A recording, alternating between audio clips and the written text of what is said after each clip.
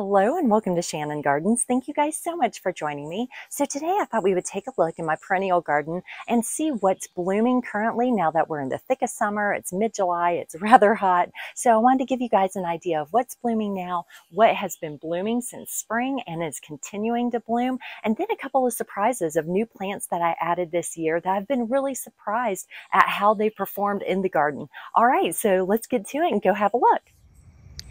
Okay, so I thought I would start here with the Marianne Perennial Lantana, and it's just beautiful. This is one of two that I've planted new this year, and it has grown quite a bit. That's the amazing thing about Perennial Lantana is once you plant it, it just really grows and spreads very, very quickly.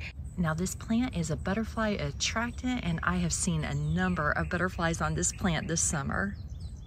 Now my cone flowers that I also planted this year have been blooming profusely ever since I planted them, which was probably about a month ago. So I have this one here, as well as this one here. And all I've been doing is just periodically deadheading them just to encourage more blooms. I have a number of shrub and drift roses that have been continuously blooming. I've had these for years and they are very, very dependable in my garden and just bloom profusely throughout the summer.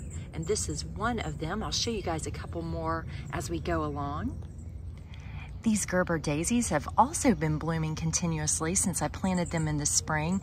And one thing I will tell you guys that I've noticed about these is they do have a little bit higher water requirements than a lot of my other plants in my garden. So I just make sure to notice once the leaves get a little wilted looking that I put some water on the plant and then it perks right back up. But I did want to let you guys know that that's one thing I've definitely noticed about these as compared to some of my other plants.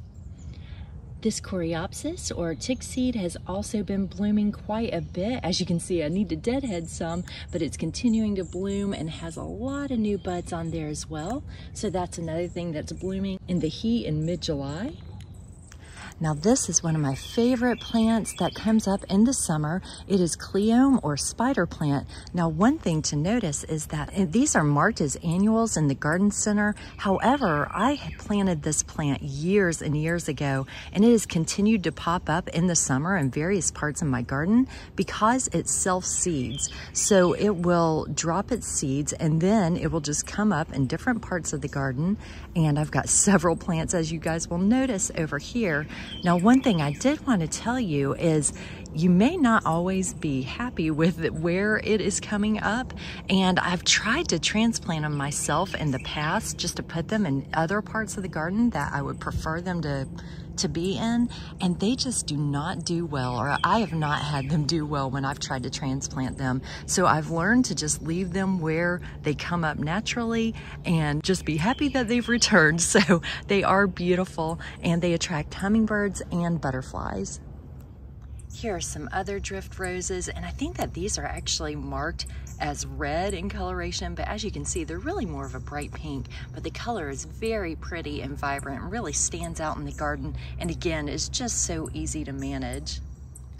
Also continuing to bloom in the garden is my garden phlox, and it's just so pretty and such a dependable flowering plant. You guys may have seen my recent video about my love for garden phlox and why I like it so much. And if you didn't and you want to check it out, I'll make sure to put a link to that video in the description.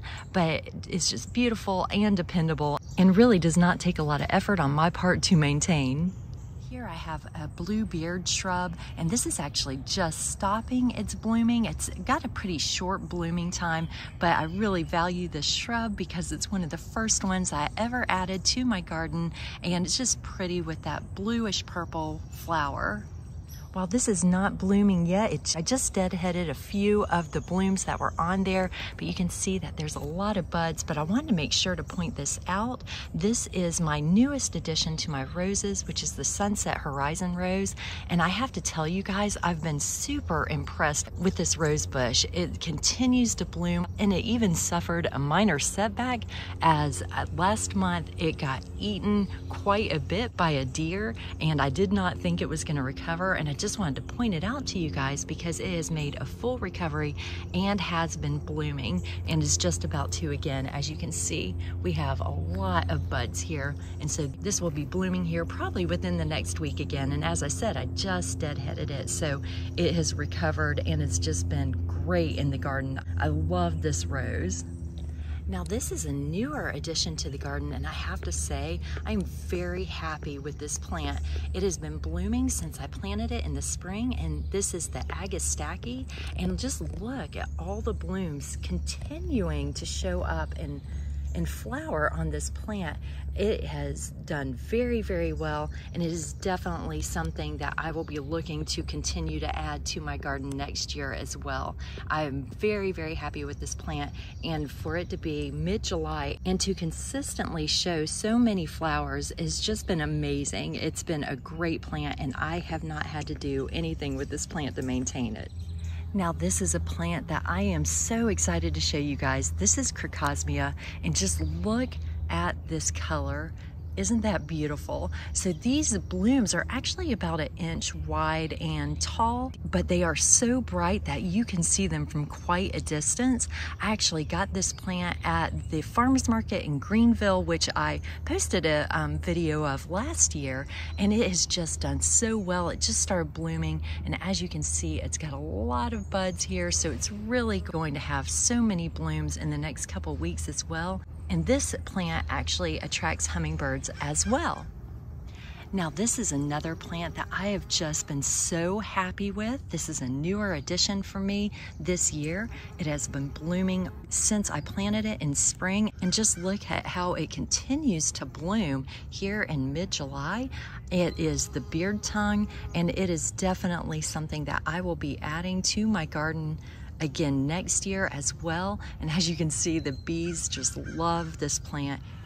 And then here I have my knockout rose, and this is just a testament to how resilient these plants are. This is actually a transplant. So right after I transplanted it, it got taken out by a deer and really just eaten. Then something tried to dig it up a couple of times, and as you can see, it has bounced back and has lots of buds on it and blooms. And I was just shocked, quite frankly, that it even lived after all that trauma, but here it is doing quite well. Here we have one of 3 salvia plants. This is one that I have had for years and years, and this is actually a transplant from my original plant. I have divided it many, many times and have it placed throughout my garden, and it's just beautiful. Look at that purple color. It attracts hummingbirds as well, and is just a very, very hardy plant and something that I love having in my garden.